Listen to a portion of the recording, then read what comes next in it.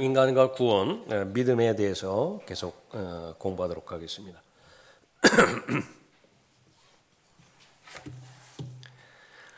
믿음이 필요 없는 때가 있습니다.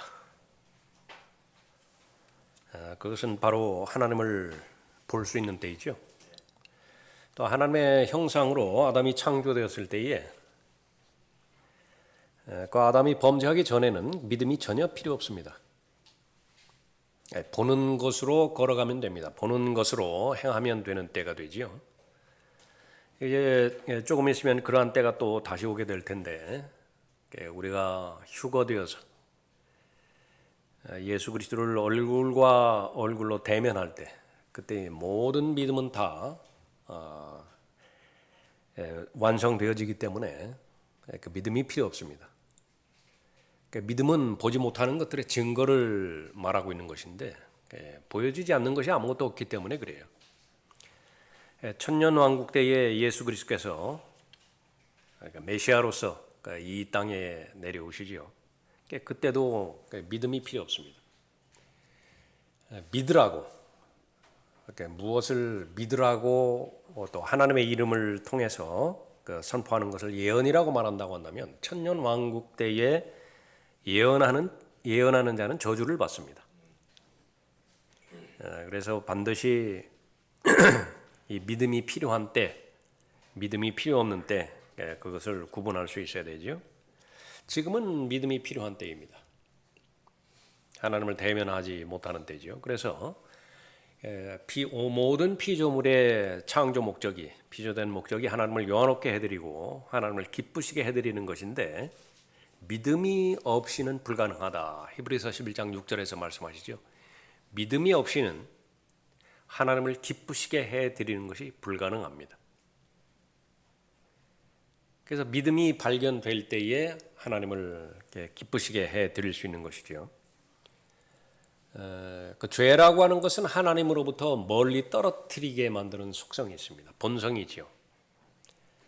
그래서 죄 문제가 해결되지 않았을 때, 하나님과 나 사이에 죄 문제가 가로막혀 있을 때에 제일 근본적인 본능은 무엇이냐 하면 하나님으로부터 벗어나고 싶어요. 그래야 마음이 편합니다. 하나님의 책 열 수 없고요.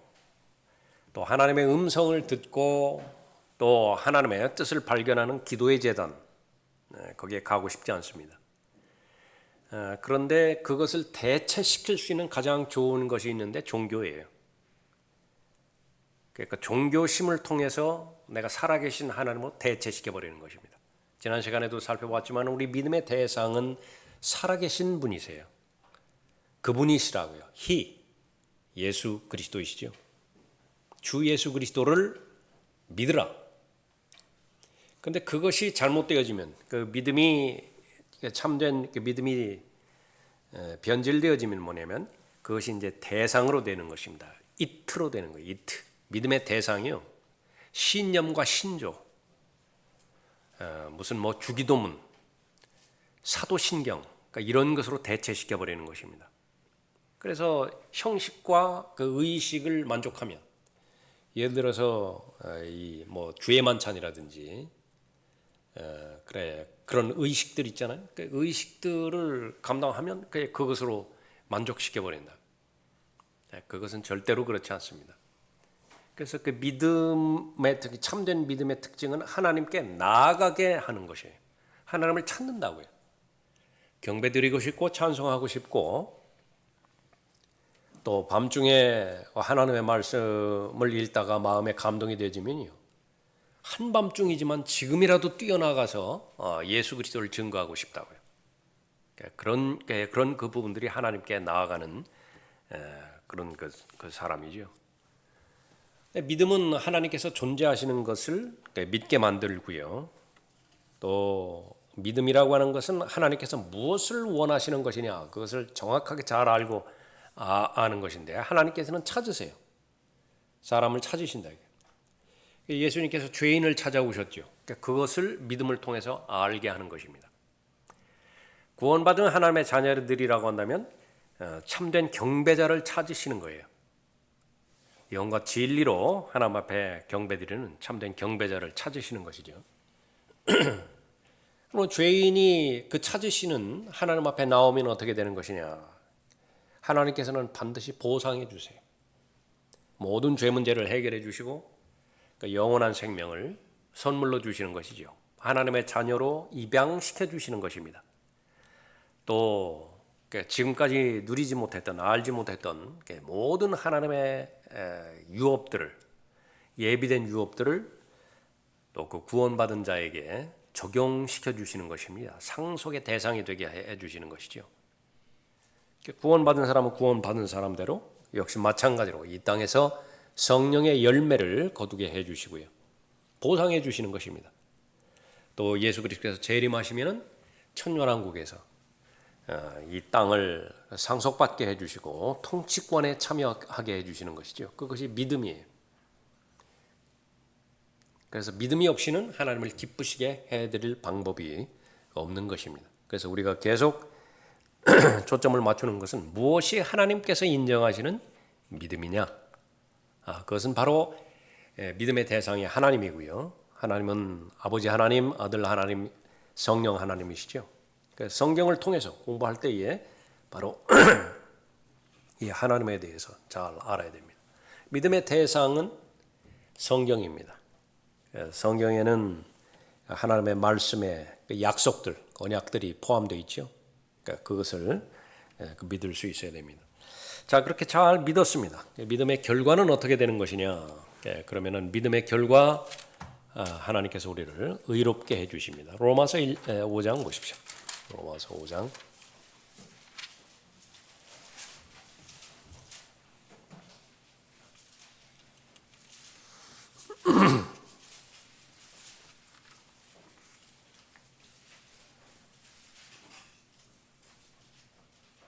1절에 그러므로 우리가 믿음으로 의롭게 되었으니 우리 주 예수 그리스도를 통하여 하나님과 화평을 갖느니라. 하나님께서 선포하시는데 너는 옳다. right. 올바르다고요. 하나님께서는 의로우신 분이십니다. 하나님의 의. 두 가지 방법이 있는데 하나님께서 옳다라고 선포하실 때요. 하나님의 거룩한 법이 있죠. 율법입니다. 그러니까 율법을 지켜냄으로 인해서 내가 얻는 의의가 있어요. 그러니까 그 방법이 하나 있습니다. 그러나 그것은 죄를 가지고 있는 인간은 불가능합니다. 왜냐하면 율법을 통하여 의롭게 되어지는 그 부분은요. 모든 율법을 다 지켜내야 되고 그것도 내가 이 육신을 떠나는 순간까지 하나도 거스리면 안 됩니다. 그런 그 부분은 불가능하죠. 두 번째는 믿음으로 말미암아 얻는 의에 대해서 하나님께서 말씀하셨는데 그 목적으로 성경이 기록되어 있어요. 그것은 누군가가 나를 대신하여 완벽한 의로운 삶을 살아내게 하시는 것입니다. 예수님의 삶이에요. 그분께서는 유일하게 죄 없는 온전한 분으로 이 땅에 내려오셨습니다. 모든 사람은 죄의 유전자를 가지고 죄의 DNA를 가지고 이 땅에 삶을 시작을 해요. 그런데 예수님의 DNA, 예수님의 유전자는 다릅니다. 그래서 이것이 이제 끝까지 우리가 구원받은 후에 들림받아 올라갈 그때까지 가장 강력한 반목을 지니고 충돌되는 삶을 살게 되는데 아담의 유전자가 있어요. 첫 번째 아담입니다. 두 번째 아담의 유전자가 있어요. 이 둘은 상극이에요. 그런데 이 두 가지를 다 소유하고 있습니다. 그런데 이것이 싸우지 않게 하는 방법은 하나밖에 없습니다. 우열을 매겨주는 거예요. 마음의 보좌에 있는데 마음의 보좌에 누가 앉느냐에 따라서 싸움이 평정이 돼버려요. 아담의 DNA로 이루어진 옛사람이 마음의 보좌에 앉았다. 그러면 새 사람은 예수 그리스도의 성품, 예수 그리스도의 유전자, 예수 그리스도의 DNA를 가진 새 성품은요 죽는 거예요. 아무 영향도 없어요. 그냥 그 옛사람의 형태로 살죠. 아주 평온해요. 그렇게 되면 평온하다고요. 역으로 예수 그리스도의 성품인 새 사람이 주가 됐다. 예수 그리스도를 바로 주님으로 인정하고 그분의 인도함을 받는 그런 그 삶으로 내가 결정을 하죠. 그렇기 때문에 옛사람은 죽어요. 옛사람은 십자가에 달려있는 자신의 상태로 돌아간다. 평온해요. 아무 문제도 없습니다. 그런데 그 두 상황이 벌어지는 과정은 서로 반목하는 과정입니다. 갈등이에요. 예수 그리스도께서 죄 없이 이 땅에 오셔서 죄 없는 완벽한 삶을 살아내셨어요. 33년 반 동안에. 그래서 십자가 달려 돌아가실 때에 자신의 죄 때문에 돌아가시는 것이 아니라 모든 죄인은 자신의 죄 때문에 죽어요. 그러나 세상 죄를 해결하기 위해서 죽으신 분이 바로 예수 그리스도시죠. 그분께서 죄 없이 태어났다라고 하는 것을 어떻게 입증할 것이냐? 처녀로부터 출생하셨는데 그것에 대한 증거가 죽은 자들로부터의 부활이에요. 그러니까 예수 그리스도께서 죄 없이 태어나셨다라고 하는 사실을 믿는 믿음은 예수 그리스도의 부활로 인해서 입증이 되어지는 것입니다. 그러니까 부활이 되었다라고 하는 것은 예수 그리스도의 부활은 무엇이냐 그러면 바로 죄 문제가 다 해결되었다라고 하는 것이거든요. 단 하나의 죄가 있다 하더라도 그 하나의 죄는 어떤 죄냐고요? 하나님께서 금하신 열매를 따먹은 죄예요. 지금 사람들의 수준으로 보면 그건 죄라고 말할 수도 없다. 수준이. 그러나 하나님께서 보실 때는 본인이 죽어야 되는 죽음은 물론이고 그로부터 태어나는 모든 후손들이 다 죽어야 되는 엄청난 파괴력을 지닌 죄지요. 무엇이요? 그 금지된 열매를 따먹은 그 죄가. 그러니까 그런 그 사소해 보이는 단 한 가지의 죄도 해결되지 못했다라고 한다면 예수 그리스도는 계속 누워 계셔야 돼요. 죄가 지배한다는 거예요. 죄가 통치하는 것입니다. 그러나 모든 죄들이 다 해결되었어요. 혼의 속죄 제물로 바쳐졌을 때 하나님께서 그 제물을 예수 그리스도라고 하는 혼의 속죄 제물을 흔쾌히 받아들이신 것이에요. 더 이상 누워 있을 필요가 없습니다. 다 이루셨죠. 일어나신 것입니다. 부활하셨다. 그래서 하나님 앞에서 하나님의 의를 인정받으신 것입니다. 하나님의 의예요. 그 하나님의 의를 완성하신 예수 그리스도께서 값없이 그 의를 원하는 자에게 나누어 주십니다. 그것이 믿음에 의한 의예요. 그런데 여기에서 제일 먼저 실패한 대상이 바로 유대인들이거든요. 구원받지 못한 까닭은 하나님의 의를 몰랐기 때문이라고 로마서 10장에서 말씀하시죠. 하나님의 의는 예수 그리스도이십니다. 그러니까 예수 그리스도를 받아들이는 그 믿음을 통하여 제일 먼저 우리가 받은 그 결과는 의롭게 되는 것입니다. 다시 1절 보십시오. 그러므로 우리가 믿음으로 의롭게 되었으니 우리 주 예수 그리스도를 통하여 하나님과 화평을 갖느니라. 그러니까 우리가 불의하기 때문에 하나님과의 교제가 단절되었잖아요. 그런데 그 불의한 문제가 모두 해결되었습니다. 내 자체가 개선되어서 개혁되어서 하나님 앞에 의를 얻은 것이 아니라 그러니까 이거는 불가능해요. 외부로부터 의를 내가 소유한 것이죠. 예수 그리스도를 소유한 것입니다. 그래서 하나님께서 보실 때는 나를 바라보지 않으세요. 하나님의 의 자체이신 예수 그리스도를 바라보는 것입니다. 그러니까 하나님의 의가 발견되어지면 나는 패키지로 따라가는 거예요. 나도 의롭다고 여겨지는 것입니다. 그러나 아무리 하나님께서 보실 때에 선한 행위가 있고 종교적인 열심이 있고 또 하나님을 사랑한다라고 하는 고백이 있지만은 그 안에 예수 그리스도가 없다. 발견되지 않는다. 왜 그렇죠? 믿기만 하고 영접하지 않았기 때문에 그래요. 그러면 예수 그리스도를 소유한 것이 아니에요. 그러면 하나님께서 보시기에 인정하실 만한 의의가 없습니다. 선한 것이 없어요. 그러니까 더러운 걸레 같습니다. 그러니까 하나님께서 거부하셔야죠. 그러니까 하나님과의 화평이 이루어지지 않은 것입니다. 2절에 또 그분으로 인하여 우리가 서 있는 이 은혜 안에 믿음으로 나아가며 이제 의롭게 되었기 때문에 그 뒤에 계속 부수적인 믿음으로 하는 그 부분들이 이제 열리기 시작한 것이죠. 믿음으로 나아가며 하나님의 영광의 소망 안에서 즐거워하느니라. 내가 참된 믿음을 소유했는가? 그렇지 않은가? 기쁨과 즐거움과 감격, 제일 첫 번째 체크리스트예요. 무엇으로 인해서 즐거워하는 것인가? 예수 그리스도로 인해서 즐거워하는 거예요. 예수 그리스도를 보내주신 하나님으로 인해서 기뻐하는 것입니다. 그 구원받은 역사로 인해서 감격해하는 것이죠. 그러니까 이것은 자동적으로 주어지지 않아요. 한 번 채워졌으면 계속해서 유지되어지는 연구기관이 아니라 그럼 어떻게 해야 되는 것이냐. 날마다 은혜의 보좌 앞으로 나아가야 돼요. 다른 곳은 바빠서 다른 곳은 이렇게 방문하지 못한다 하더라고요. 절대적으로 최소한 하루에 한 번 방문해야 되는 것은 골고다예요. 갈보리 골고다라고요. 그곳은 가야 돼요. 그러지 않으면 가장 소중한 이 즐거움, 기쁨, 감격 잃어버린다고요.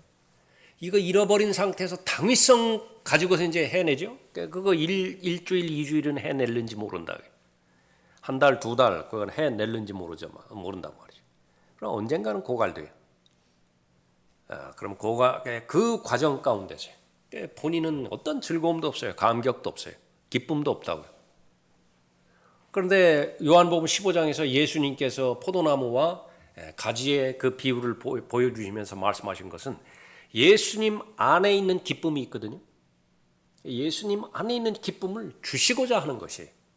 예수 그리스도와 연합되어진 사람이 왜 그 연합되어진 그것을 근거로 해서 계속 지속적으로 교제를 해야 되는 것인가? 어떻게 하면 그 십자가로 갈 수 있죠? 또 하나님의 말씀이잖아요. 그래서 틈만 나면 하나님의 말씀을 봐야 돼요. 틈만 나면 하나님의 말씀에 자신의 마음을 조명해야 됩니다. 우리는 그렇게 강한 존재가 아니라고요. 그렇게 되어지면 이제 하나님과 화평을 가는데 그 화평이 나의 것이 되거든요.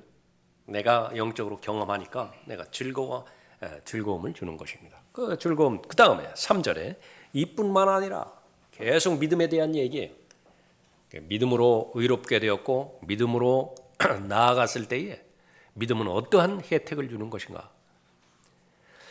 이뿐만 아니라 우리가 환난 중에서도 즐거워하나니 환난은 인내를 이루고 인내는 연단은 소망을 이루는 줄 알미라. 제일 힘든 것은 이제 고난과 환난이잖아요.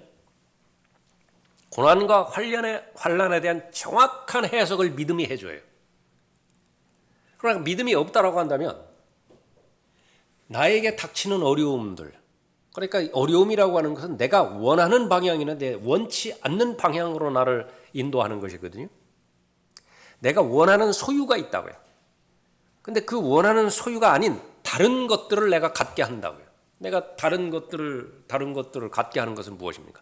질병을 원하는 사람 어디 있어요? 가난을 원하는 사람이 어디 있습니까? 나약함을 원하는 사람이 어디 있어요? 근데 그런 것들이 나한테 주어진다고요. 그럼 도대체 이런 것들이 왜 나에게 왔는가? 이것을 믿음이 해석하게 만들어줘요. 정확하게 분석하게 만들어주는 것입니다. 사도 바울은 믿음이 성장하면서 예수 그리스도를 믿은 지 20년이 지나고 30년이 지났는데도 이 환난과 역경과 고난에 대해서는요, 익숙해지지 않아요. 그것은 매번마다 새로운 것이에요. 그러나 그것을 하나님의 은혜로 하나님께서 주시는 복으로 받아들일 수 있는 비결은 무엇이냐면 믿음의 눈으로 바라보기 때문에 그래요. 그래서 믿음은요, 얼마만큼 큰 특권을 우리에게 주시는 것인가. 이것은 최종적인 결론이기도 하지만 하나님의 관점에서 바라볼 수 있는 안목을 주어요. 믿음이 있으면 하나님께서 바라보신다. 사물을. 하나님께서 그 관조를 바라보게 해주신다. 하나님께서는 어떻게 물질을 바라보시는 것이야? 올바른 물질관이 형성되게 해주시고요. 하나님께서는 이 세상을 어떻게 바라보시는 것인가? 올바른 세계관을 갖게 해주시는 것입니다. 그러니까 하나님께서는 나를 바라보시잖아요.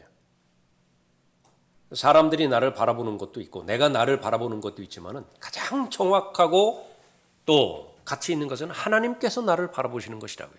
그러니까 믿음이 있으면 하나님께서 나를 바라보시는 것처럼 바라보는 거예요. 하나님의 관점에서 나를 바라봤더니 아무것도 아니에요. 어떤 조건에서요? 내가 믿음이 없다고 한다면 나는 아무것도 아니라고요. 아무리 힘센 장사라 하더라도 골리앗과 같은 힘을 소유했다 하더라도 누가복음 16장에서 아무것도 부러워할 것 없는 부자라 하더라도 아무것도 아니에요. 하나님께서는 오히려 불쌍하게 나에게 물어보신다. 사람이 온 세상을 얻었다 친다 하더라도 세상에 온 세상을 다 얻었다 치자. 원하는 거 다 얻었다 치자 하자.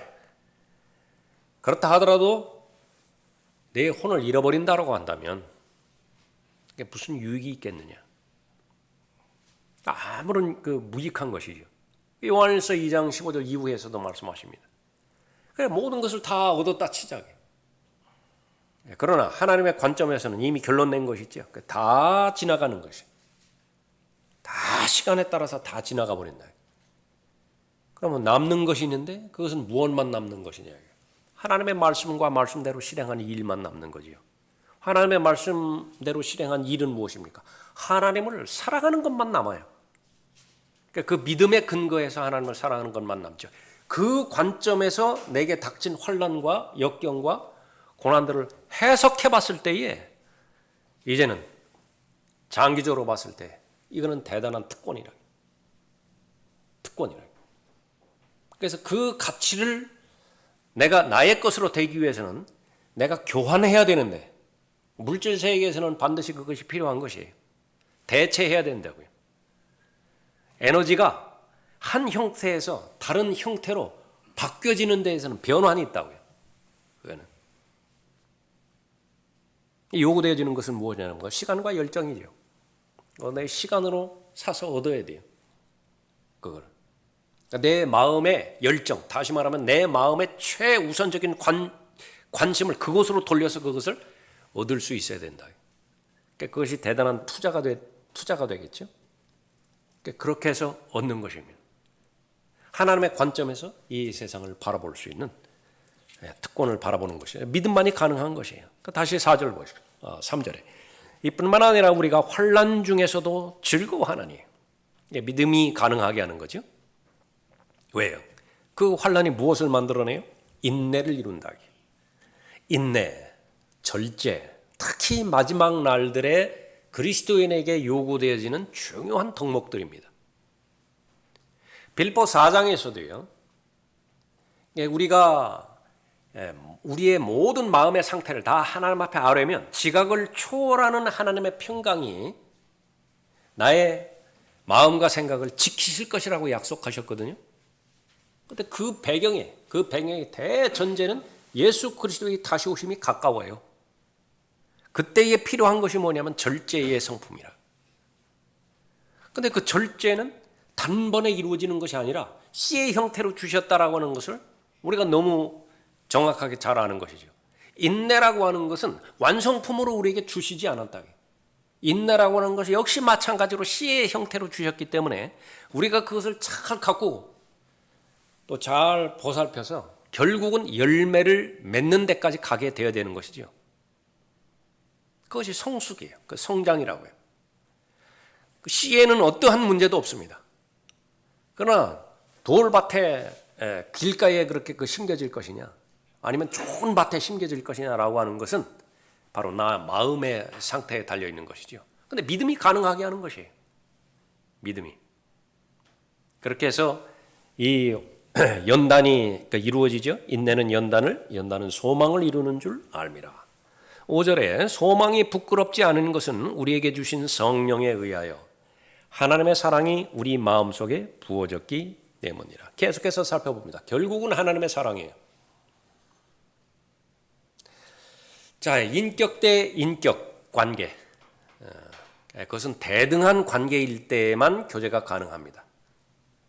대등한 관계일 때만 교제가 가능해요. 인격을 어떻게 소유할 수 있는 것이냐? 사랑할 때만 가능해요. 그러니까 여러분의 방대한 지식이 하나님을 소유하지 못합니다.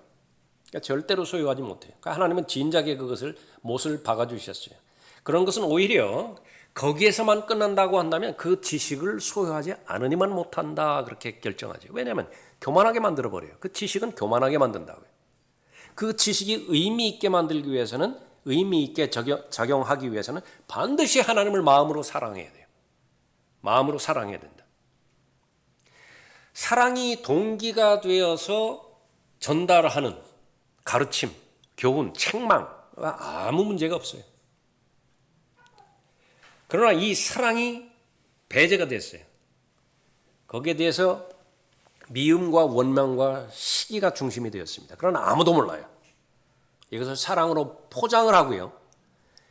진리를 대변해서 전달하지요. 그거 모르는 사람 없어요. 다 안다고 해서. 그 마음의 동기, 숨겨진 동기를 다 아는 거예요. 아무런 변화도 없어요. 아무런 열매도 없는 것입니다. 궁극적으로 내가 가지고 있는 믿음, 그것은 하나님께서 인정하시는 살아있는 믿음인 것이냐. 이 믿음은 너무나 소중한 것이기 때문에 바로 믿음이 잘 형성이 되어졌을 때에 나에게 일어나는 모든 일들, 모든 부정적으로 보이는 일들이든 긍정적으로 보이는 일들이든 그것을 해석할 수 있는 힘을 우리가 갖는다라고 하는 것이죠. 다시 5절에 보면 소망이 부끄럽지 않은 것은 우리에게 주신 성령에 의하여 하나님의 사랑이 우리 마음속에 부어졌기 때문이라. 결국은 우리가 하나님을 사랑해야 되는데 믿음이 그것을 가능하게 한다라고 하는 것입니다. 5장 16절에도 보십시오. 또 그것이 범죄한 한 사람으로 인한 것과는 다르지만 그 선물도 그러하도다. 이는 심판은 한 사람으로 말미암아 정죄에 이르지만 값없는 선물은 많은 범죄로 인해 의롭다 하심에 이르기 때문이라. 믿음은 죄인을 의롭게 한다라고 하는 거죠. 의롭게 한다라고 하는 것이에요. 그 안에 얼마나 많은 하나님의 복들을 내포하고 있는 것이냐, 그것을 로마서 5장에서 살펴보고 있는 것입니다. 그 다음에 이 믿음은 이제 정결하게 합니다. 하나님의 사람들을 정결하게 하고 그것은 거룩하게 하는 것과 마찬가지죠. 9절에 보면 로마서 5장 9절에 그러므로 이제 그의 피로 의롭게 되었으니 더욱더 우리가 그를 통하여 지인으로부터 구원받게 되리라. 우리가 원수 되었을 때에도 그의 아들의 죽음으로 인하여 하나님과 화해하게 되었으니 더욱더 화해하게 된 우리는 그의 생명으로 인하여 구원받게 되리라. 그러니까 이 구원을 받았다, 의롭게 되었다, 이 부분에 대한 증거가 있는데 계속해서 말하는 것은 즐거움이에요. 과연 즐거운가? 나는 즐거워. 5장 아까 그 전반부에서 살펴볼 때도 마찬가지죠. 그 다음 절에 보십시오. 11절에 그뿐 아니라 이제 우리로 속죄를 얻게 하신 우리 주 예수 그리스도를 통하여 하나님 안에서 또한 즐거워하느니라. 그래서 하나님의 나라는 먹고 마시는 것이 아니라고 그랬죠. 그 전에는 먹고 마시는 것이 주 목적이었어요. 그러나 하나님의 나라의 그 증거, 성령 안에 있는 의와 화평과 기쁨이라. 의와 화평과 기쁨이에요. 그러니까 믿음으로 말미암아서 우리가 의롭게 되었을 때에 성령 안에 있는 의와 화평과 기쁨, 그것을 소유하는 거예요. 그러니까 늘 확인을 합니다. 내 안에 의와 화평과 기쁨이 있는 것인가. 그러니까 믿음으로 받아들이면 소유하는 거예요. 근데 여기에 대해서 불신하거나 반신반의하거나 그러면 성령께서 역사하지 않으시죠. 성령께서 주시는 의와 화평과 기쁨이 지금 없어요. 아무리 급하다 하더라도 거기서 중지를 합니다. 진실된 마음으로 하나님 앞에 자신의 상태를 아뢰세요. 지금 내 마음의 상태가 뭔가 모르지만 잘 불안합니다. 이 불안의 원인, 그 두 가지는 내가 알겠는데 그거 자백했는데도 이게 해결되지 않고 있습니다. 무엇 때문에 그렇습니까? 다 알려드리세요. 그러면 바로 중보자이신 내주하시는 성령께서 말할 수 없는 탄식으로 나에게 알려주시는 것이다. 하나님의 말씀을 통해서 알려주시고 또 자신의 음성을 통해서 알려주시고 그러면 이제 믿는 거예요. 내가 자백할 거 자백했죠. 또 하나님 앞에 하나님께서 말씀하신 약속의 말씀 내가 못 믿을 이유가 없죠. 믿었어요. 그러면 성령 안에 있는 의와 화평과 기쁨 내 안에 있다라고 하는 것을 믿는 것이에요. 믿음은 의지입니다. 감정을 앞세우기 때문에 실패한 거예요. 느낌을 앞세우기 때문에 실패한 것이라요. 내가 구령할 마음이 있으면 그 다음에 내가 구령하겠다. 평생 구령하지 못해요. 평생 증거하지 못합니다. 일단 내딛는 것이에요. 일단 내딛으면 하나님께서 그 일이 하나님의 뜻 가운데서 인정하시는 일이라고 한다면 필요한 믿음을 주세요. 순서가 그렇습니다. 실패의 원인이 가장 어디 있다고요? 느낌과 감정을 앞세우는 데 있습니다. 그런데 그것이 바로 유약한 부분이에요. 사람의 그 성장도 마찬가지죠. 사람이 성장하는 그 부분도 어릴 때는 이 감성, 감정 그대로 느끼는 대로 그렇게 자라죠. 그거는 부인하면 안 됩니다. 그렇게 만들어졌기 때문에 그래요. 그러나 얼마든지 이성에 의해서 통제가 가능합니다. 내가 하고 싶지만은 내 이성적인 판단으로 하면 안 되는 것이에요. 그것은 틀린 일이고 잘못된 일이에요. 그러니까 통제를 하지요. 어른들입니다. 성숙한 아들이에요. 미성년자들 왜 사회가 그렇게 보호하려고 하는 것입니까? 그 기능이 지금 발달이 안 됐어요. 그런데 25세가 되고 35세 되고 60세가 됐고 그 사람들은 보호하지 않아요. 그냥 그 저질렀다 그러면 즉각적으로 심판해 버립니다. 벌금을 물게 하든지 교도소에 가두어 버리든지 그렇게 판단을 해버리는 것이에요. 그런 역량이 있기 때문에 그런 것이죠. 믿음이 성숙한 사람, 믿음이 성장한 사람, 믿음과 이 느낌과 정서, 감정 그것은 뒤에 와도 되지만은 오지 않아도 돼요. 그런 거룩한 의무가 그 사람에게는 제일 먼저 자리 잡고 있죠. 그게 믿음입니다.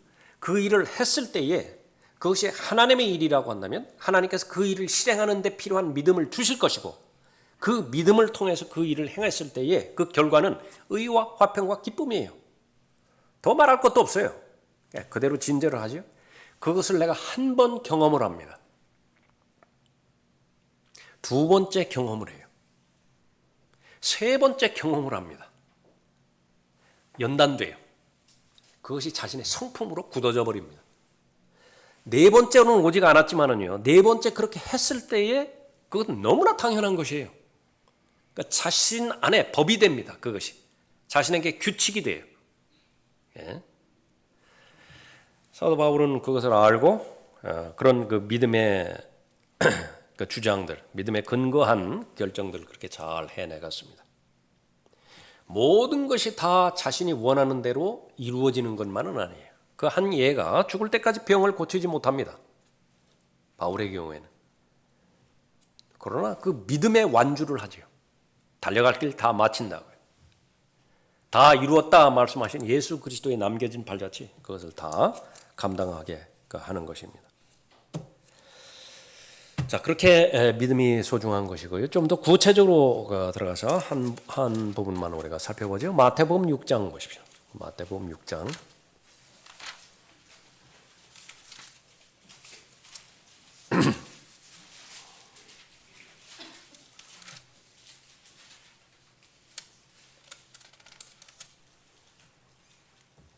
(25절에) 나는 믿음이 있는 사람인가?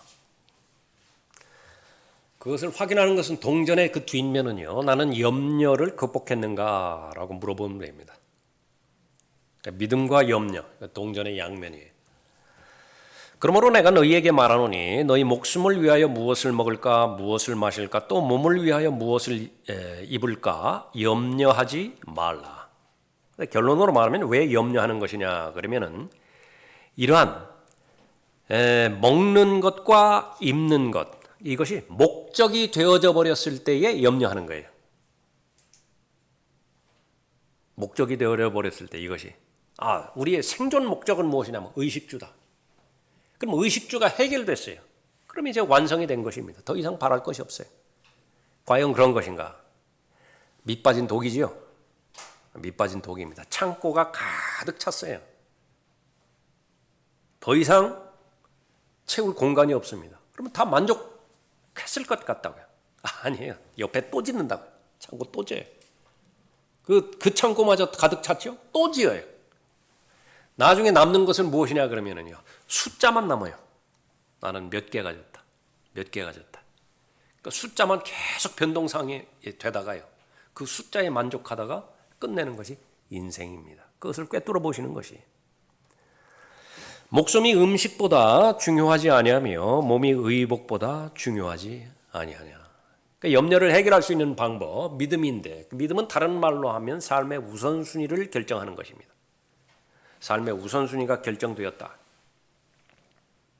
그럼 그 사람은 염려하는 사람이 아니라.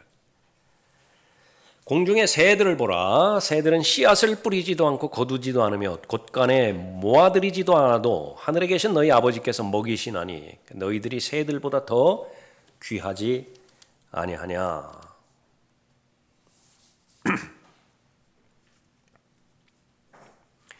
너희 가운데 누가 염려함으로 자기 키를 한 큐빗이라도 더 늘릴 수 있겠느냐. 또 어찌하여 너희는 의복에 대해서 염려하느냐. 들의 백합화가 어떻게 자라는지 생각해보라. 그것들은 수고도 아니하며 길쌈도 아니하느니라. 그러나 내가 너희에게 말하노니 모든 영광을 누릴 때에 솔로몬이 차려 입은 것도 이 들꽃 하나만 갖지 못하였느니라. 무슨 이 전문적인 신학을 공부하고 세대적인 경륜을 공부하고 그럴 필요 없어요. 예수님께서 말씀하실 때는 가장 쉽게 말씀하십니다. 배움이 많든 적든 상관없어요. 노예의 신분이든 주인의 신분이든 상관없습니다. 누가 들어도 그것은 저것을 말씀하시는 것이구나 알아들어요. 문제는 믿음이에요. 이것을 믿을 수 있겠느냐. 본문도 그렇죠. 하늘과 땅을 창조하셨다고 하면 창조된 결과에 대해서는 책임지시는 분이세요. 그거예요. 한마디로. 방치하지 않으신다고 말이에요. 목적을 가지고 있었기 때문에 창조하셨잖아요. 그런데 세상에 아무리 온 우주 만물을 되찾아 본다 하더라도 하나님의 형상대로 창조된 피조물은 인간 말고는 없어요. 가장 가치 있게 가장 고귀하게 창조하셨다. 그 말이거든요. 가장 미물도 다시 말하면 생명 크게 둘러 나오면은 동물과 식물로 나눌 수 있을 거 아니겠어요? 식물도 생명이라고요. 식물도. 그 식물의 하찮은 가장 저차원의 식물의 생명도 하나님께서 보존하시고 창조된 목적대로 그렇게 운영해 나가신다고 한다면 동물은 물론이고 영장류는 물론이고 그보다 더 뛰어난 인간에 대한 책임 그것은 더 말할 나위 없다. 그렇게 말씀하시는 거죠. 30절에 오늘 이따가 내일 아궁이에 던져질 들풀도 하나님께서 이처럼 입히시거늘 오 너희 믿음이 적은 자들아. 예수님 당시에만 믿음이 적은 자들 이렇게 책망의 대상이 아니라 이건 계속 우리가 들림마다 올라갈 그때까지 확인해 봐야 되는 부분입니다. 누가 믿음이 적은 자들이냐? 이 가장 단순한 자연현상을 믿지 않을 때에 믿음이 없어요. 무슨 생태학자라든지 조류학자, 환경운동론가 이런 사람들에 의해 가지고 지구가 보존되어지는 것이 아닙니다. 생명의 근원이신 하나님께서 보호해 주시는 것입니다. 교훈은 결과는 무엇이에요? 31절에 그러므로 무엇을 먹을까 무엇을 마실까 무엇을 입을까라고 말하며 염려하지 말라. 이런 것들은 모두 이방인들이 구하는 것이라. 이방인들, 하나님 없이 사는 사람들을 말하죠. 다시 말하면 믿음이 없는 사람들, 믿음이 없는 사람들은 염려해야 돼요. 염려가 성경에서는 크게 두 가지로 나뉘어집니다. 그리스도인이 반드시 해야 되는 염려가 있어요. 거룩한 염려가 있다고요. 그 거룩한 염려를 하지 않으면은요, 무책임한 사람이 돼요. 나는 지금 이 상태로 만족한다. 그런 거 없어요. 개별적으로는 끊임없이 예수 그리스도를 배우고 예수 그리스도에 대해서 목말라하고 예수 그리스도에 대해서 배고파하고요. 그런 그 상태에서 만족이 없어야 되고요. 만족이 없어야 된다. 계속 배움을 추구하고 또 예수 그리스도와 동행을 간절히 원하는 것이고요. 두 번째는 그것이 최고의 가치라고 한다면 나는 지금 그 생명의 새로운 길 위에 들어서서 제시된 그 길을 걸어가고 있는데 여전히 옛 생활에서 벗어나지 못한 사람들이 있다게. 그 사람들에 대한 부담감, 그러니까 그것은 반드시 혼에 대한 연민으로 내게 갖춰져야 되는 것입니다. 그 염려예요. 구원 받아야 되는데, 구원 받았다면 제대로 살아야 될 텐데, 자녀에 대한 염려죠. 자녀에 대한 염려가 여기서 언급하는 것처럼 먹을 것과 입을 것, 그것이 그 자기 능력으로 그렇게 잘 갖춰가야 되는 것인데, 그런 염려로부터 시작해서 궁극적으로는 바로 하나님의 말씀 가운데 있는 것이 믿음대로 살아야 될 텐데, 믿음이 있는 삶을 살아야 될 텐데 왜 그렇습니까? 먹을 것과 입을 것 이거 다 거푸집이라고 해요. 필요는 하지만은 그러나 궁극적으로 그것이 남는 것은 아니에요. 궁극적으로 남는 것은 무엇이냐 그러면 믿음으로 행한 일들만 남아요. 하나님께서 하나님과 동행하는 그런 일들만 남는 것이죠. 그 외에는요 절대적으로 버려야 될 염려예요. 버려야 될 근심이라고. 32절에 이런 것들은 모두 이방인들이 구하는 것이라. 하늘에 계신 너희 아버지께서는 너희에게 이런 모든 것이 필요한 줄 아시느니라. 오히려 너희는 먼저 하나님의 나라와 그분의 의를 구하라. 그리하면 이 모든 것을 너희에게 더해 주시리라 말씀하고 있죠. 제일 귀하다라고 하는 사실을 믿을 수 있는 믿음이 있어야 됩니다. 30절에 다시 보면 오늘 있다가 내일 아궁이에 던져질 들풀도 하나님께서 이처럼 입히시거늘. 비교의 대상입니다. 한쪽에 들풀 놓고요. 그 다음에는 맞은편은 누구를 놓으라고요? 그분께서 너희를 더욱더 잘 입히지 아니하시겠느냐. 그 다음에는 하나님의 자녀를 놓았다고요. 들풀과 하나님의 자녀라고요.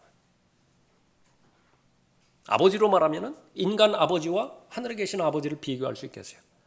인간 아버지라 하더라도 그 죄 문제 해결되지 않았잖아요. 계속 악한 가운데 놓여있잖아요. 악하다 하더라도 자녀에게 좋은 거 줄 줄 안다고요. 하물며 하늘에 계신 아버지 계시겠느냐라고 그렇게 우리에게 알려주시는 것이죠. 그 믿음을 우리가 알아야 되는 것입니다.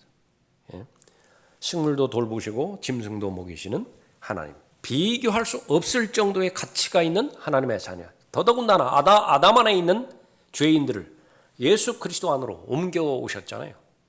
아들이면 상속자라고 말씀하셨잖아요. 그러니까 그 부분을 우리는 믿을 수 있어야 되고요. 또 하나는 필요한 모든 것들은 반드시 책임지신다라고 하는 믿음이에요. 필요하다고 한다면 그것을 절대로 거르지 않아요. 더 멀리 갈 것도 없이 가정을 보면 압니다. 아이에게 무엇이 필요하죠? 그건 반드시 채워줘요.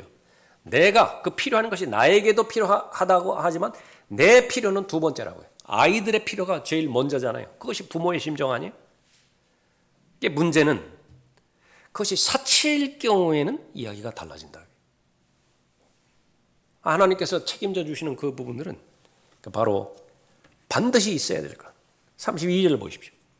이런 것들은 모두 이방인들이 구하는 것이라. 하늘에 계신 너희 아버지께서는 너희에게 이런 모든 것이 필요한 줄 아시느니라. 먼저 아셨어요. 아셨다라고 하는 말 반드시 채워주시는 것입니다. 그래서 고린도후서 8장 9절에 보면 우리의 모든 필요, 이제 예수 그리스도를 통하여 우리에게 공급해 주시는 것이죠. 가장 부요하신 분이요. 예수 그리스도예요. 가장 부요하신 분이 가장 비천하게 되셨어요. 거기에는 목적이 있다고요. 목적이 있습니다. 목적은 무엇이냐면 모든 하나님의 자녀들을 부유하게 만들기 위해서, 풍요로운 삶을 살게 하기 위해서 가장 부유하신 분이 가장 비천하게 되신 것입니다. 가장 가난하게 되신 것이. 그러니까 그것이 약속의 말씀인데 그 약속의 말씀을 믿을 수 있는 것이냐. 그 믿음 있는 사람은 딴짓하지 않습니다. 시간의 우선순위 바꾸지 않아요. 물질의 우선순위 바꾸지 않아요. 마음의 열정의 우선순위 바꾸지 않는다고요. 관계의 우선순위 바꾸지 않습니다. 그러니까 그렇게만 되어진다고 한다면 바로 염려로부터 해결될 수 있는 것이고 믿음이 계속해서 유지되어질 수 있는 부분이라 말하죠. 33절을 다시 보십시오. 오히려 너희는 먼저 하나님의 나라와 그분의 의를 구하라. 그리하면 이 모든 것을 너희에게 더해 주시리라 말씀하고 있죠. 여러분들 잘 실행하고 계시 시간의 우선순위. 그것 때문에 여러분 여기 앉아 계시는 것이고요. 삶에 있어서도 마찬가지죠. 시간의 우선순위. 그건 다 연결이 되어 있습니다. 여러분의 마음의 열정의 우선순위. 어디에 가장 관심이 있죠? 내가 관심 있는 것을 어떻게 알 수 있는 것이냐. 두 가지 체크해 보면 됩니다. 여러분의 시간을 가장 많이 쓰는데 여러분의 관심이 있고요. 여러분의 돈을 가장 많이 쓰는데 여러분의 관심이 있어요. 여러분의 마음의 관심. 그것이 있다. 마땅히 해야 되는 일이 있습니다. 생존을 위해서 해야 되는 일이 있죠. 어떤 사람은 하루 8시간, 어떤 사람은 하루 12시간 생존을 위해서 그렇게 일을 해야 된다고요. 그러니까 문제는 그 시간이 이제 다 지났어요. 그러니까 나머지 시간은요. 그것이 2시간이라 하더라도 3시간이라 하더라도 여러분 자신이 결정할 수 있어요. 그때에 무엇을 하느냐. 어디에 제일 관심 있는 것이냐. 믿음에 대한 체크리스트가 그렇게 될 수 있을 것 같습니다. 자, 오늘을 통해서 오늘을 이상으로 믿음에 관련된 부분에 대해서는 마치도록 하겠습니다.